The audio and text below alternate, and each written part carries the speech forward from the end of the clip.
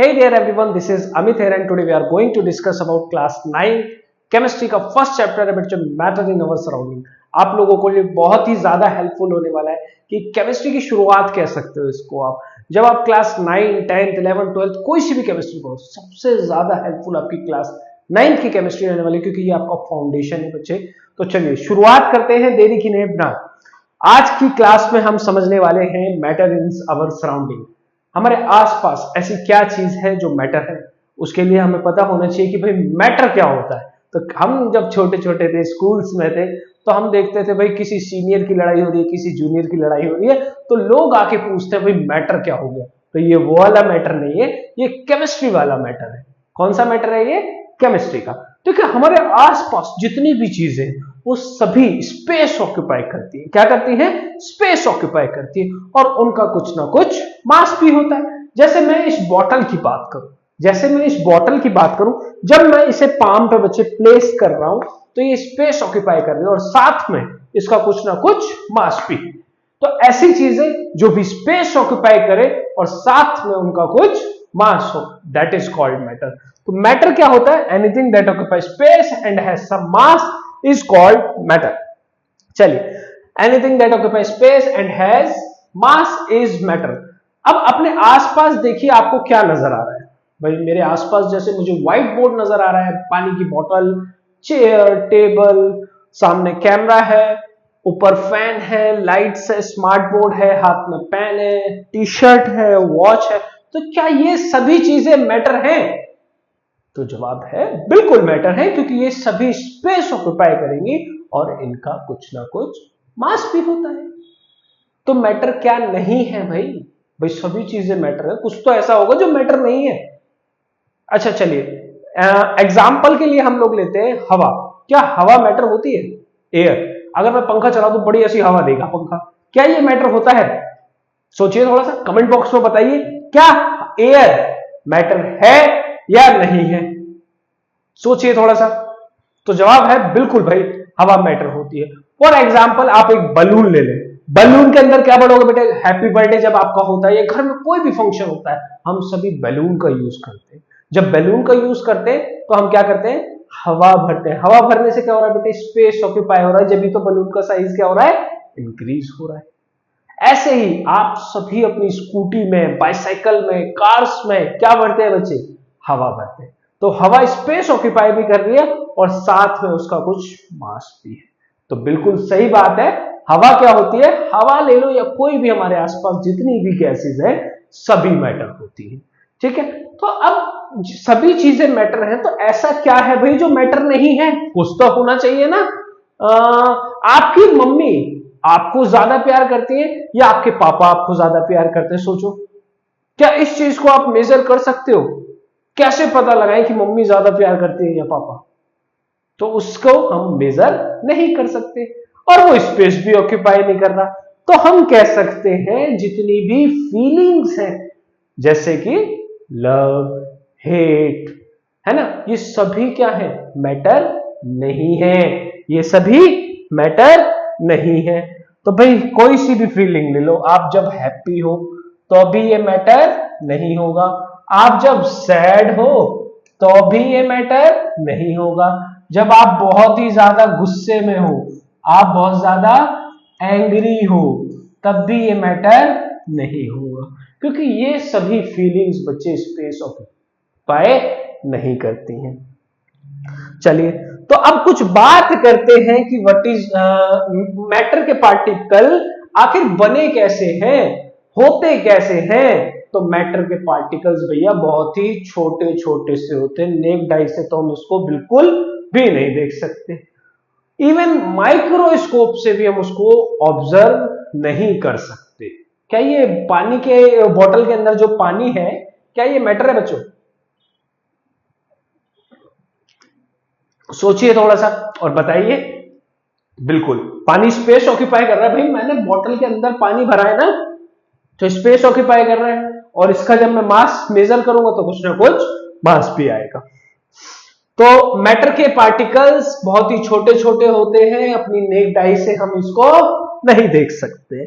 अब इन मैटर के पार्टिकल्स की बहुत ही प्यारी प्यारी, बहुत ही शानदार कुछ प्रॉपर्टीज हैं जो बहुत ही इंपॉर्टेंट है, जिसको हम प्रैक्टिकली समझ के देखेंगे कि भाई ये कैसे है कि मैटर के पार्टिकल्स ये सभी चीजें फॉलो अप करते भी हैं या नहीं।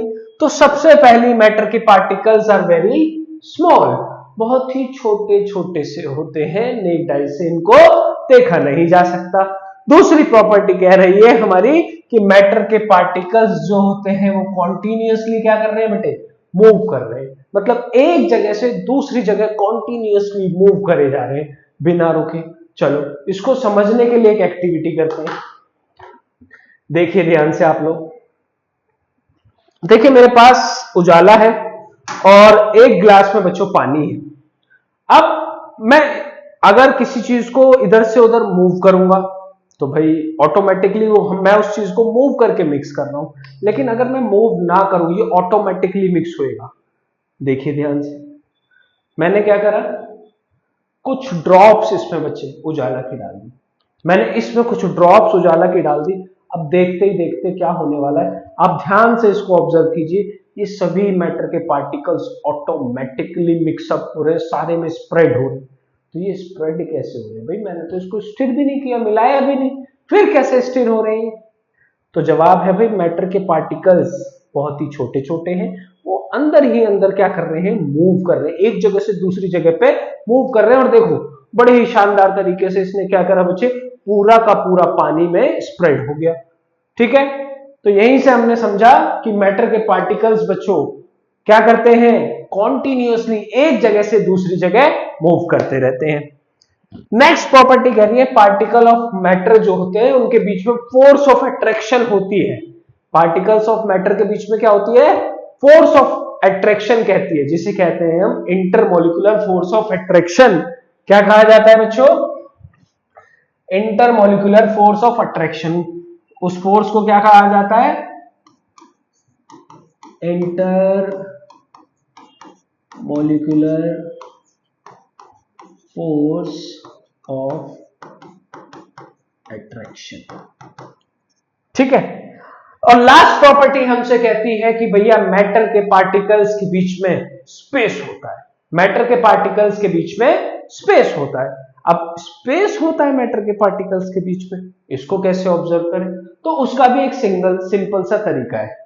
देखो बच्चे यहां पे हम क्या करेंगे, एक आप घर पे ग्लास में पानी लोगे और उसमें पानी में क्या करोगे, उसको मार्क कर लेना। मार्क करने के बाद उसके अंदर क्या करेंगे, हम थोड़ा सा सॉल्ट डाल देंगे। भाई क्या डाल देंगे, सॉल्ट डाल देंगे। चलो डाल के देख लेते हैं। ये देखिए मैंने इसके अंदर क्या करा बच्चों, थोड़ा सा सॉल्ट डाल दिया, थोड़ा भी नहीं काफी सारा डाल दिया। अब जब मैं इस सॉल्ट को बेटे मिक्सअप कर रहा हूं, मिक्सअप कर रहा हूं, ठीक है।